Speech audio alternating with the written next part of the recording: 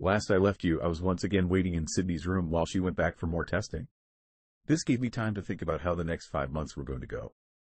Of course they were going to be miserable for Sydney, but I'm sure it won't be a walk in the park. No pun intended. For me either. I'm going to have to be a sex slave to the woman I'm most attracted to in the world. Tough life.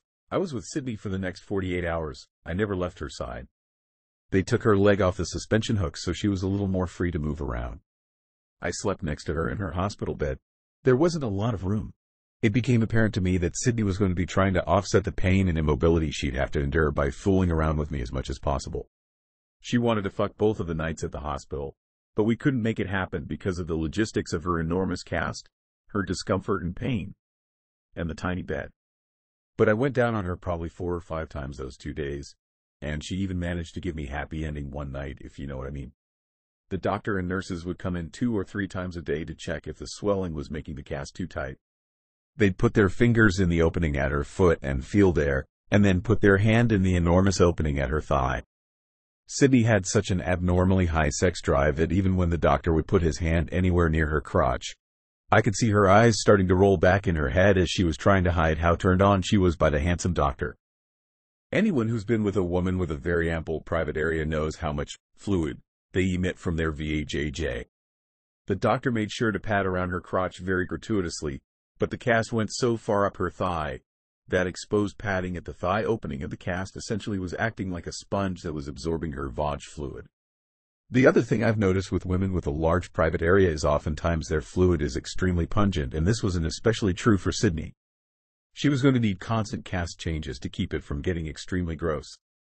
On the last day she was there, the doctor came in and explained to us exactly what was happening. There was a massive problem, which was that the way her Achilles ruptured, it would need to be treated by the foot being at an angle in a cast. The way her shin bones broke, they would need to be immobilized a certain way inside the cast. Unfortunately, those 2 angles were going to be very different for Sydney's injuries. So what the doctor said his plan was, he was going to have to treat each injury non-concurrently.